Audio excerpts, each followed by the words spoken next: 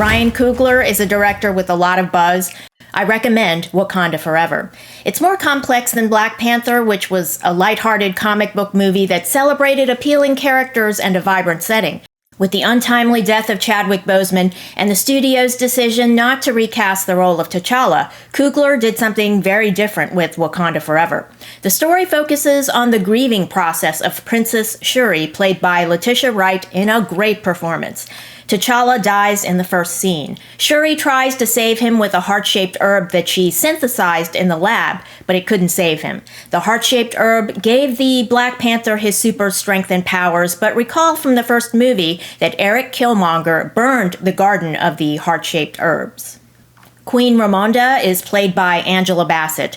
She won a Golden Globe Award for this performance. The Queen is processing her grief. She has a majestic scene at the United Nations where she's forced to answer real-world questions posed by the Security Council. A UN representative from France demands that Wakanda participate in the non-proliferation regime, as they've learned that Wakanda may possess weapons of mass destruction made of vibranium, the strongest metal on Earth, which is believed to exist only in Wakanda.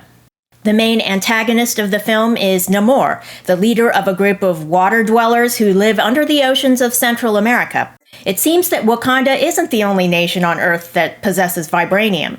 The ocean nation of Talokan has an advanced Mayan civilization that developed in parallel with Wakanda, except their leader is malicious. He's just as damaged as Killmonger from the first movie, and like Killmonger, he wants to make war on the world. He demands that Wakanda help him or be destroyed. Namor isn't easy for the protagonist to discount. Namor is centuries old, it turns out. He lived during the time of the conquistadors, who brought smallpox with them and enslaved the Mayan people. Now, his tribe escaped only by ingesting an herb that turned them into ocean dwellers and gave them superpowers. So Namor's hatred of the surface world is based on real victimization suffered by his people, which gives him a lot in common with Killmonger. Now, the movie gives us an analogy to colonization, the fear that the outside world will try to invade Wakanda or Talokan to steal the vibranium. But here the nations have the wherewithal to fight back. In that scene at the United Nations I spoke about, Queen Ramonda turns the tables on her questioners by dragging onto the floor a bunch of captured soldiers. They tried to steal vibranium from a Wakandan outpost, and it's implied that they're from France. There's a lot of world building in this movie regarding Talokan, as there was regarding Wakanda in the first movie. Now, although I didn't find the ocean nation nearly as appealing as Wakanda, the character of Namor is played by a very charismatic actor, Tenoch Huerta. He does a tremendous job in the movie.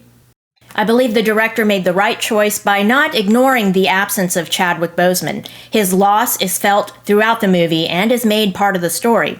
The Princess Shuri takes on the mantle of Black Panther here after successfully synthesizing the heart-shaped herb. She used materials obtained from a visit to Talokan, as the herb that gives them superpowers is similar to the heart-shaped herb.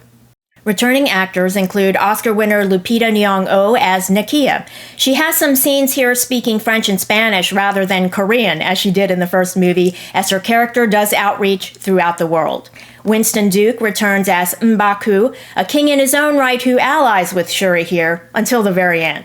Denai Guerrera plays Okoye when she bursts through the vault with the Dora Milaje at the Wakandan outpost. It's about 15 minutes in, the movie comes to life. She really bears the brunt of Queen Ramonda's grief in this movie. They have a surprising confrontation that just seems so real. Ryan Coogler doesn't make one wrong turn here.